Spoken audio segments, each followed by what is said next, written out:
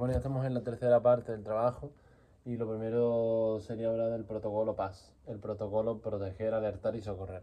Busca mejorar la respuesta de la comunidad ante emergencias. Establece una serie de acciones. La primera, la P, es proteger. Antes de nada, lo primero que debemos hacer es mantener la situación de calma en todo momento. Una vez tengamos esto presente, debemos proseguir a estacionar nuestro vehículo en una zona donde no moleste y a una distancia prudencial del accidentado. Es importante no entorpecer la circulación ni tampoco tapar el paso de los vehículos de emergencia que acudan a socorrer a la víctima. Si se encuentra en una zona con poca visibilidad o cuando ya ha caído la noche, debe dejar puestos los cuadros intermitentes a modo de ser visibles para el resto de vehículos que estén circulando. En el momento en el que se procede a bajar del vehículo, debe llevar el chaleco reflectante e incluso poner los triángulos de emergencia. Esto es recomendable utilizarlo en aquellas carreteras de doble sentido. Se debe colocar uno delante y otro por detrás del siniestro. Y en el caso de carreteras de un sentido se coloca por una detrás del vehículo. Se coloca un triángulo detrás del vehículo. La zona debe estar bien protegida, ya que de lo contrario la persona que trata de socorrer a la víctima podría acabar también accidentada. Luego la A sería de avisar y diremos que siempre es recomendable salir de casa con un dispositivo móvil, independientemente del trayecto que se vaya a realizar. Esto le permitiría poder avisar ante ser testimonio de un accidente. Previamente a proceder a llamar el número de teléfono gratuito 112, es esencial que se haga una composición de la situación y el lugar en el que te encuentras. Una vez atienda la llamada, en el servicio de emergencias debe identificarte e informar de lo sucedido, detallar del lugar donde te encuentras. Facilitará mucho la faena a los servicios que atiendan a la víctima.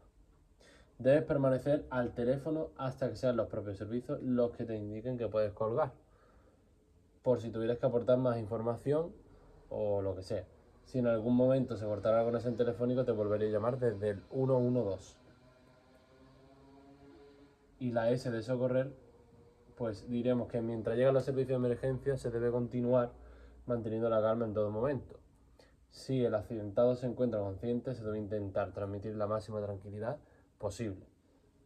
Por norma general no es aconsejable mover a los heridos y en el caso de que se encuentren sangrando sería recomendable limpiar las heridas con paños limpios si no se dispone de un botiquín de primeros auxilios. En cualquier caso, lo más recomendable es que seas cauto y si no dispones, de conocimientos médicos o de primeros auxilios, como lo normal, esperas a que lleguen los servicios de emergencia. Ten en cuenta que ante cualquier duda siempre puedes volver a llamar al teléfono 112 para que sean ellos los que te aconsejen de qué debes hacer. Pero ahora hablaremos de la evaluación primaria. Lo primero sería la conciencia. Para saber si un accidentado está consciente, le preguntaremos qué es lo que ha pasado. Si contesta, descartaremos la existencia de paro respiratorio. El problema surge cuando el paciente no contesta. Entonces tendremos que provocarle el estímulo doloroso mediante un pellizco para observar sus reacciones, gemido, apertura de ojos, etc. Si no existe ningún tipo de reacción, significa que el estado de inconsciencia está declarado, por lo que inmediatamente y en lo posible sin tocarlo, pues puede ser un paciente traumático y existir lesiones óseas que agraven su estado. Comprobaremos su respiración. Ahora la segunda parte, comprobar la respiración. Teniendo el accidentado inconsciente existen dos posibilidades, que respire o que no respire. Para comprobar la presencia de la respiración de un accidentado, los socorristas deben utilizar la vista, el oído y el tacto. Para ello acercará su propia mejilla o el dorso de la mano a la boca nariz del accidentado y mirando hacia el pecho para observar el movimiento torácico o abdominal si se levanta o no. Y también escuchar la salida del aire y notar en su mejilla el calor del aire exhalado. Pondremos dos opciones. A. Si respira, no harán falta seguir explorando sus signos vitales, ya que el corazón funciona seguro. En este momento se inicia la evaluación secundaria, siendo el procedimiento a seguir el control de las hemorragias, el tratamiento de las heridas y la inmovilización de fracturas. Y siempre que no sea traumático, el de colocarlo en una posición de seguridad para prevenir posibles consecuencias de un vómito o broncoaspiración y la caída de la lengua hacia la faringe y que se atragante. Esta posición es la denominada en el argot del socorrismo como PLS, que significa posición lateral de seguridad. Luego tendríamos el caso, en el caso de que el paciente respire pero sea traumático, no lo moveremos, perdón. En ambos casos seguimos a su lado vigilando sus signos vitales tras la evaluación secundaria y hasta que llegue la ayuda solicitada. Pondremos el otro caso B si no respira, si acercar nuestra mejilla o el dorso de nuestra mano a su boca comprobamos que no respira, enseguida y sin perder tiempo colocaremos al accidentado, sea traumático o no, en posición de decúbito supino, estirado, mirando hacia arriba, pero respetando la alineación del eje cervical. Después de explorar su boca para comprobar la existencia de cuerpos extraños, dientes desprendidos, por ejemplo, o chicles, procederemos a abrir las vías aéreas mediante una hiperextensión del cuello, mediante la maniobra frente-mentón, evitando que la lengua obstruya la vía de entrada del área, al aire. Obstruya la vía de entrada de aire, En ocasiones, con esta simple maniobra, el paciente vuelve a respirar. Pero en caso contrario, el paro es evidente, por lo que deberemos suplir la función ausente mediante la respiración artificial, el método boca a boca que comúnmente se conoce. Y ahora habría que ver la técnica del soporte vital básico. Pero terminaríamos con el pulso, cuando el paro respiratorio está instaurado y hemos procedido a iniciar el boca a boca, es necesario comprobar el funcionamiento mediante la toma del pulso carotídeo del cuello. Por eso este es el más próximo al corazón y el más fácil de localizar. Caso de existir pulso, seguiremos efectuando la respiración artificial, pero en el momento de que desaparezca este pulso deberemos iniciar su demora. Sin demora, el masaje cardíaco externo, acompañando siempre la respiración boca a boca cuando toque con los ciclos. Bueno, seguimos en la tercera parte, pero ahora vamos a explicar el soporte vital básico. Y lo primero sería garantizar la seguridad, asegurar de que no haya peligros en la zona, es clave, es un proceso de soporte vital básico. En un proceso de soporte vital básico. Esto es algo aplicable a situaciones en las que ha habido un accidente en la carretera o un suceso similar. En estos casos es necesario señalizar la zona donde se encuentra la víctima y dar espacio al perímetro en el que se está, como he explicado antes en el protocolo PAS, y así nos aseguramos de que no se produzca otro accidente o pongamos alguna vida en peligro. Luego tendremos dar aviso de inmediato. Es necesario dar aviso al servicio de emergencia, para ello llamaremos al 112, como ya explicamos en el protocolo PAS, pero en el avisar, y explicaremos la situación a los servicios de emergencia. Es decir, hay que dar datos como el motivo de la llamada, en el cual nos encontramos, dirección y todos los datos que sean relevantes. Se facilita la comunicación todo lo posible y se atenderán a las indicaciones del profesional de los servicios de emergencia con el que estemos en la llamada. Luego, evaluación de la víctima. Pues comprobar el estado de la víctima. Si la víctima está consciente y respira con normalidad, la dejaremos en la posición en la que se encuentra. Eso sí, se evaluarán los problemas o lesiones que presente y seguiremos haciéndolo en todo momento. La evaluación secundaria, como antes dijimos. En el caso contrario, si la víctima está inconsciente, se colocará boca arriba y abriremos la vía aérea llevando a cabo la maniobra frente-mentón, como ya explicamos antes. Acto seguido vendría comenzar con las compresiones torácicas. Si la víctima entra en parada cardiorrespiratoria, evidentemente es indispensable iniciar de inmediato el masaje cardíaco.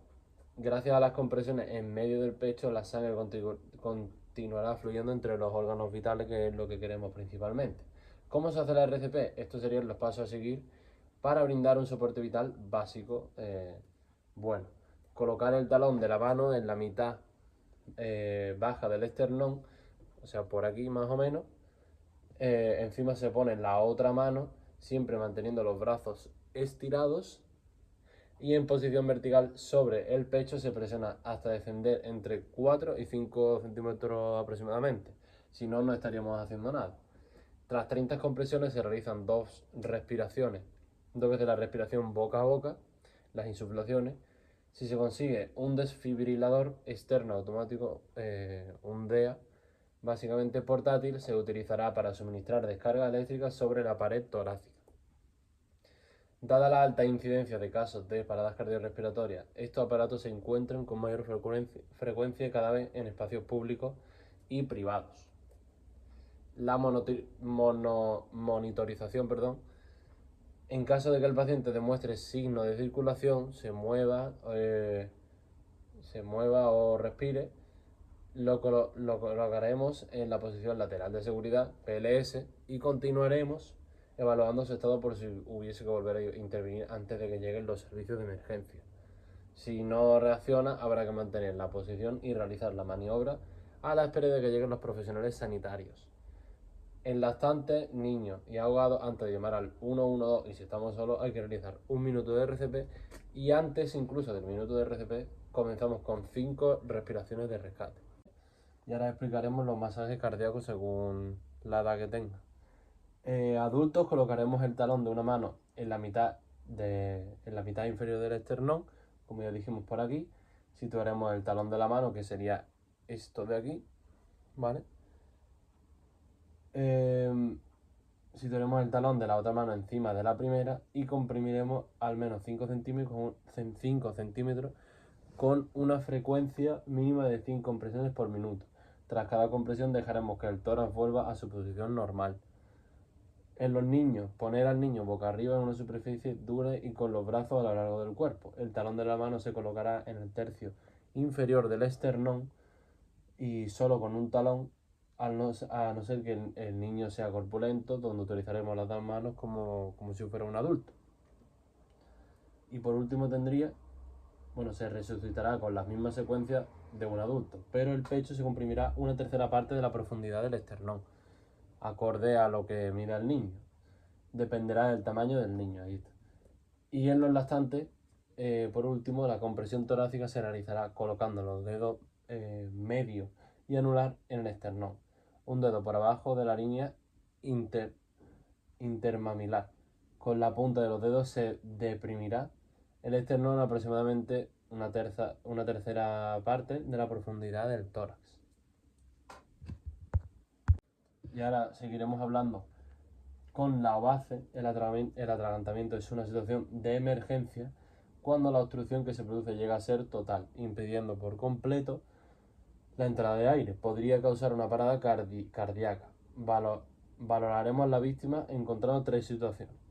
1. Si la víctima está consciente y tiene tos. Si es capaz de toser, significará que tiene una OACE parcial. Le animaremos a toser, no golpear la espalda al principio porque podría desplazar el objeto y bloquear la vía, y entonces sería mucho peor. 2. El segundo caso que tendríamos, si la víctima está consciente pero su tos no es efectiva. Estamos ante una OACE completa. La actuación será 5 golpes fuertes con el talón de nuestra mano, como ya hemos visto, que sería sobre la zona entre las escápulas. Después de los 5 golpes interescapulares, si el objeto no ha salido y la víctima sigue consciente, realizaremos la maniobra de Heimlich, famosamente conocida. Nos colocamos detrás de la víctima, rodeándola con nuestros brazos, uniendo nuestras manos y justo por debajo del tórax, inclinándola hacia adelante un poco, una mano con el puño cerrado,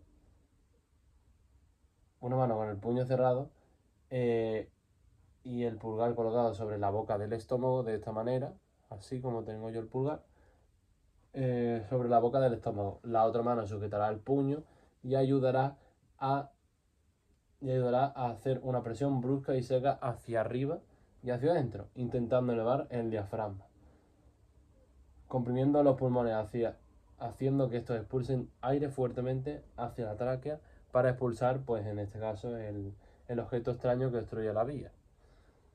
Se repetirá 5 veces y después se alternará 5 golpes, 5 compresiones.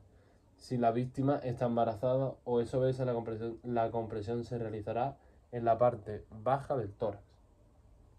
Observaremos también si la persona expulsa el objeto o pudiera perder la conciencia. ayudándole entonces, si perdiera la conciencia, a, a la persona a que no caiga de golpe y no se haga más daño todavía. Luego, por último, en la tercera que tendríamos sería si la víctima está inconsciente. Puede suceder cuando no es efectiva la maniobra, por lo que avisaríamos al 112 e iniciaríamos la RCP como ya sabemos de inmediato.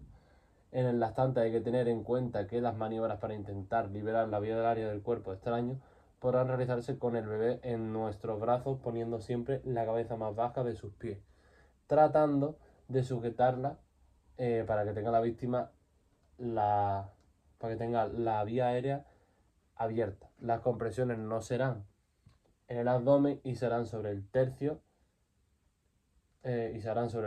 inferior del tórax. En el niño nos sentaremos y lo situaremos sentado sobre nuestras piernas para hacer los 5 golpes y las 5 compresiones abdominales que ya anteriormente dijimos. Y ahora hablaremos sobre la crisis anafiláctica. Una crisis anafiláctica, es una reacción alérgica grave e inmediata causada por una exposición a un alérgeno que puede ser potencialmente mortal. Los síntomas de una crisis anafiláctica pueden incluir hinchazón de la cara, de los labios, de la lengua, de la garganta, dificultad para respirar, ronquera, mareo, vómitos, etc. Si no se trata de inmediato, puede causar una parada cardíaca o shock anafiláctico.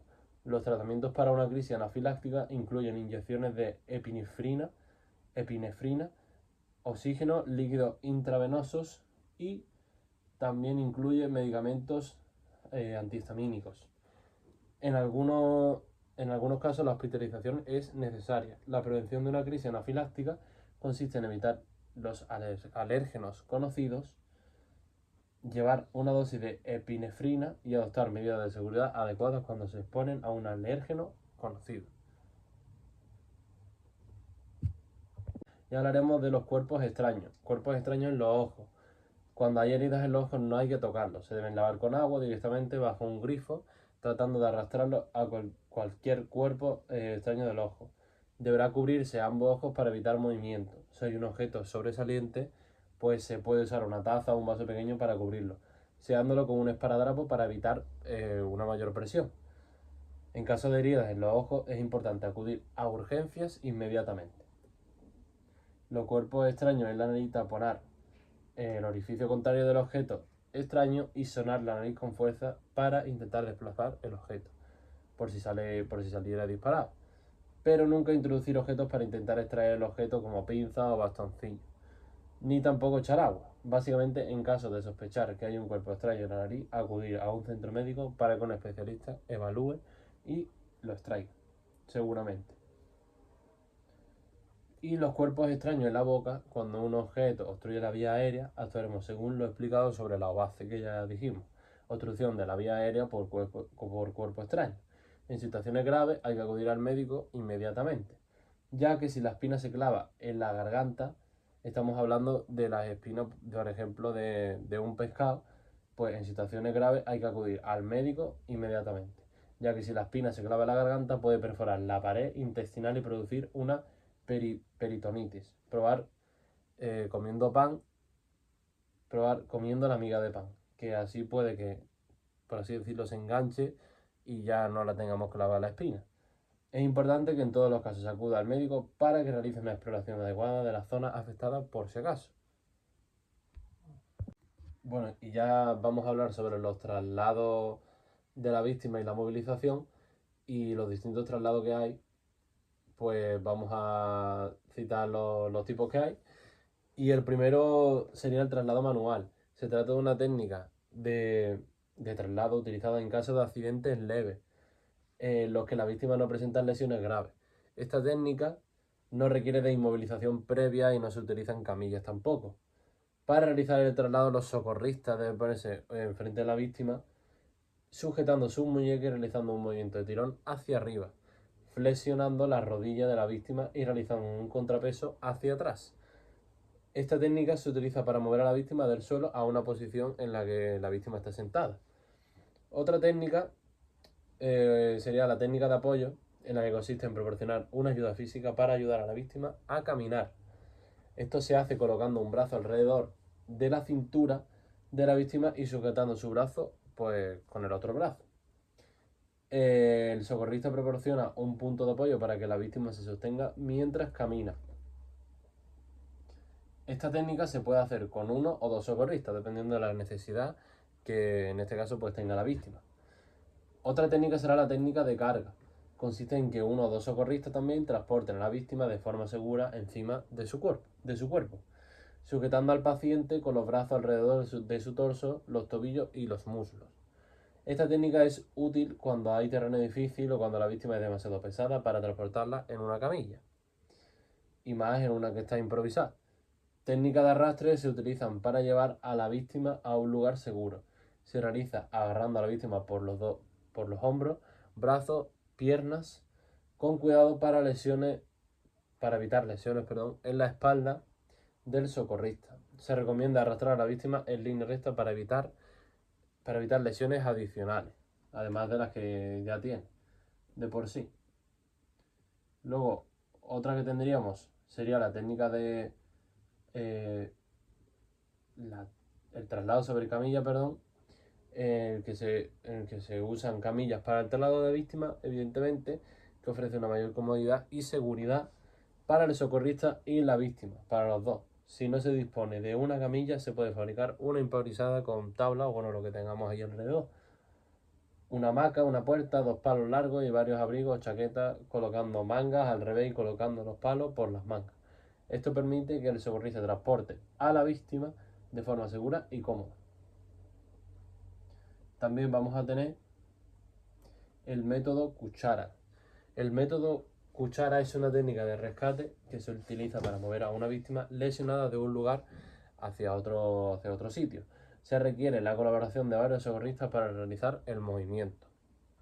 Los socorristas se colocan a ambos lados de la víctima y la levantan con cuidado, manteniendo la camilla siempre en una posición horizontal para evitar más daño a la víctima.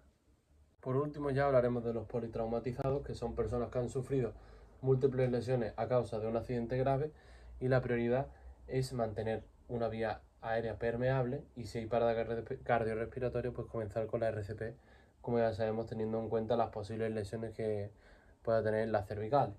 A continuación se deben atender las heridas y quemaduras de acuerdo a su importancia, seguido de las fracturas por orden de importancia también y peligrosidad.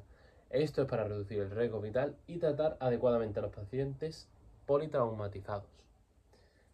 Y vamos a ver también el botiquín, lo que es y su contenido básico. Un botiquín es un armario pequeño y seguro para guardar materiales y medicamentos necesarios en caso de emergencia. Está diseñado para ser ubicado en un lugar fuera del alcance de los niños, donde no reciba luz directa, calor, humedad, ni comparte espacio con productos de limpieza o alimentos. La composición de botiquín varía dependiendo mucho del lugar en el que se ubique, como por ejemplo un botiquín de casa, el trabajo, el colegio o de viaje. Todas las personas que tienen acceso al botiquín deben ser conscientes de que una vez usado algún material es necesario reponerlo para mantenerlo siempre en óptimas condiciones de uso. El contenido básico que yo busqué, pues serían los antisépticos, que previenen la infección, evitando que los gérmenes penetren por la herida. 2 vendas hemostáticas, que son útiles en el control de hemorragia, y conviene que sean de diferentes tamaños también. 3, tenemos elementos para hacer una cura de herida: el agua oxigenada, la gasa esterilizada, el suero fisiológico y el esparadrapo. Nos permitirán limpiar y curar también de manera rápida una herida. Además, unas pinzas, unas tiritas y unas pequeñas tijeras tampoco deben faltar para realizar pequeñas curas, así como unos guantes de látex o de vinilo. No, de látex está comprobado también de que cada vez se tiene más de que le produce reacción, entonces lo voy a quitar, pero de vinilo sí sería lo suyo, que nos protegerán del contacto directo con la sangre y otros fluidos. También toallitas de alcohol, también pañuelos triangulares, listado de teléfonos de urgencia, por supuesto, de la zona, una pequeña tarjeta con los números del pediatra o médico de la familia. La ambulancia, incluso la policía o los bomberos nunca está de más.